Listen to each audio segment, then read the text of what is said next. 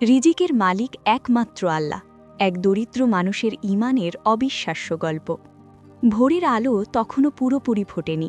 আকাশের পূর্ব দিগন্তে লালচে আভা, চারদিকে হালকা কুয়াশা। নিস্তব্ধ গ্রামটা ধীরে ধীরে জেগে উঠছে।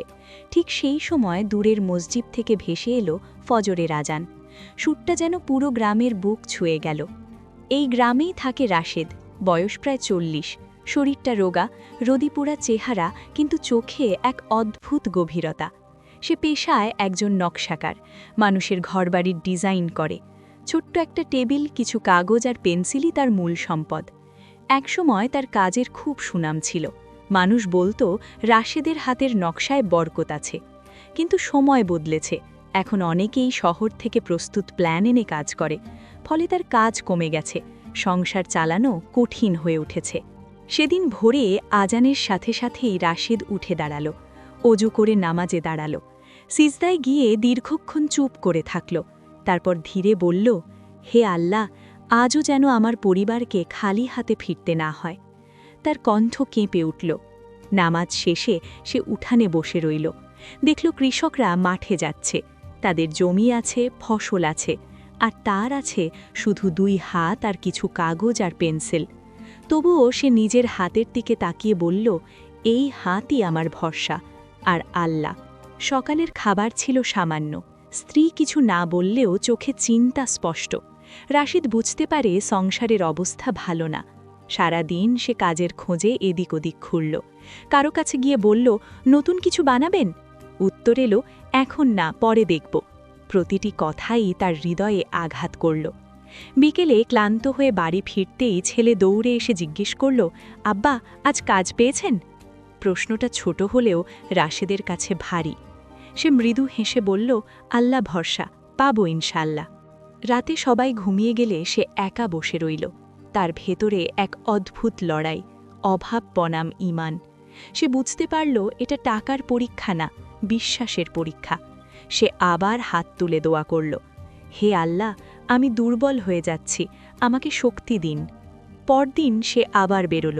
শুনল পাশের গ্রামে নতুন ঘর উঠবে। আশায় বুক বেঁধে সেখানে গেল। কিন্তু গিয়ে শুনল শহর থেকে প্ল্যান আনা হয়েছে, তার দরকার নেই। তার বুকটা হঠাৎ ফাঁকা হয়ে গেল। ফিরে আসার পথে হঠাৎ বৃষ্টি শুরু হলো। সে এক গাছের নিচে আশ্রয় নিল। তখন দেখল এক বৃদ্ধ লোক বৃষ্টিতে ভিজছে। রাশেদ তাকে সাহায্য করল। বৃদ্ধ বললেন, বাবা, তুমি কি কাজ করো? রাশেদ বলল, নকশা করি, কিন্তু এখন কাজ পাই না। বৃদ্ধ মৃদু হেসে বললেন, রিজিক মানুষের হাতে নয়, মানুষ শুধু মাধ্যম, দাতা একমাত্র আল্লাহ। এই কথাগুলো রাশেদের হৃদয়ে গেঁথে গেল। সেদিন থেকে তার চিন্তা বদলে গেল। পরের দিন সে নিজে থেকেই গরিব মানুষের জন্য কম খরচের নকশা বানাতে শুরু করল। কেউ বলেনি, তবুও সে কাজ করল, কারণ সে বুঝেছে তার কাজই তার আমানত। ধীরে ধীরে ছোট ছোট কাজ আসতে লাগল। আয় কম, কিন্তু নিয়মিত। একদিন বড় সুযোগ এলো। একজন লোক বড় প্রজেক্টের কাজ দিতে চাইল, কিন্তু শর্ত দিল হিসেবে কারচুপি করতে হবে। রাশেদ চুপ হয়ে গেল। একদিকে সংসারের অভাব, অন্যদিকে হারাম। সেই রাতে সে ঘুমাতে পারল না। সিজদায় পড়ে কাঁদতে লাগল, হে আল্লাহ, আমাকে হারাম থেকে বাঁচান। পরদিন সে দৃঢ় কণ্ঠে বলল, আমি কাজ করব, কিন্তু মিথ্যা হিসেব করব না। সুযোগটা চলে গেল, কিন্তু তার বুক হালকা হয়ে গেল। কিছুদিন পর খবর এলো ওই প্রজেক্টে বড় সমস্যা হয়েছে। যারা কাজ নিয়েছিল তারা ক্ষতিগ্রস্ত হয়েছে। রাশেদ মাথা নিচু করে বলল, আলহামদুলিল্লাহ। ধীরে ধীরে তার সততার খবর ছড়িয়ে পড়ল। মানুষ বলতে লাগল, ওকে ডাকো, ও সৎ মানুষ। একদিন গ্রামের মানুষ তাকে ডেকে বলল, আমরা একটা কমিউনিটি ঘর বানাতে চাই, তুমি নকশা করো। রাশেদের চোখে পানি চলে এলো। সে দিন রাত পরিশ্রম করে একটা সুন্দর মজবুত নকশা তৈরি করল। কাজ শেষ হলে সবাই খুশি। এক বৃদ্ধ বললেন, এই ঘর শুধু ইটের নয়, এটা সততার ফল। রাশেদ আকাশের দিকে তাকিয়ে বলল, হে আল্লাহ, আপনি কম দিয়েছেন, কিন্তু হালাল দিয়েছেন। তার জীবন খুব ধনী হয়নি, কিন্তু তার অন্তর ভরে গেছে শান্তিতে।